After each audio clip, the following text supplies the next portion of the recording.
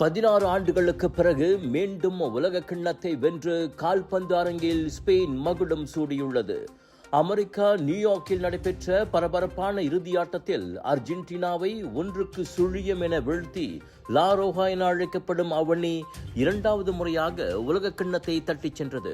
90 நிமிட முழு நேர ஆட்டத்தின் முடிவில் இரு அணிகளும் கோல் அடிக்காத நிலையில் ஆட்டத்தின் கூடுதல் நேரத்தில் அர்ஜென்டினா அணி கடும் நெருக்கடியை சந்தித்தது. அதாவது ஆட்டத்தின் இறுதி நேரத்தில் என்சோ பெர்னாண்டஸ் சிவப்பு அட்டை பெற்று வெளியேற்றப்பட்டதால் அர்ஜென்டினா 10 வீரர்களுடன் விளையாடும் நிலைக்கு தள்ளப்பட்டது. இதனை நன்கு பயன்படுத்திக் கொண்ட ஸ்பெயின் கூடுதல் நேரத்தின் 106வது நிமிடத்தில் ஃபெரான் டோரஸ் மூலம் வெற்றி கோலை புகுத்தியது. இந்த ஒற்றை கோல் ஸ்பெயின் அணிக்கு 1-0 எனும் கணக்கில் வரலாற்று சிறப்புமிக்க வெற்றியை பெற்று தந்தது. இந்த உலக கிண்ணம் தொடங்கியதிலிருந்து அதிரடி காட்டி வந்த அர்ஜென்டினா கேப்டன் லியோனல் மெஸ்ஸி இன்றைய இறுதியாட்டத்தில் சோபிக்க தவறி பெருத்த ஏமாற்றத்தை அளித்தார். இதனால் தொடர்ந்தாற்போல் இரண்டாவது முறையாக உலக கிண்ணத்தை வெல்லும் அர்ஜென்டினா ரசிகர்களின் கனவு கலைந்தது.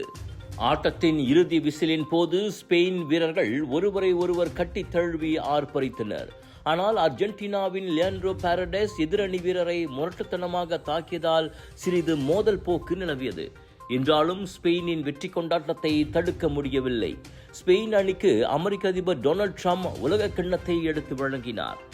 இதனிடையே இத்தொடரில் பிரான்ஸ் கேப்டன் கிலியான் எம்பாப்பே 10 கோல்களை அடித்து தங்க காலணி விருதை வென்றுள்ளார். இறுதியாட்டத்தில் கோல் அடிக்க தவறிய மெஸ்ஸி 8 கோல்களுடன் இரண்டாவது இடத்தை பிடித்தார். இந்த 10 கோல்களையும் சேர்த்து உலகக்கிண்ண வரலாற்றில் ஆக அதிகமாக, அதாவது 22 கோல்களை அடித்த வீரர் எனும் மற்றொரு முக்கிய சாதனையையும் எம்பாப்பே படைத்துள்ளார். இவ்வேளையில் இந்த 2026 உலகக்கிண்ண போட்டி முழுவதும் சிறப்பாக விளையாடியதற்காக ஸ்பெயின் கேப்டன் ராட்ரி தங்கப்பந்து விருதை வென்றார். ஸ்பெயினின் இந்த வெற்றியோடு 1 மாத கால உலக கால்பந்து திருவிழா ஒரு முடிவுக்கு வந்துள்ளது.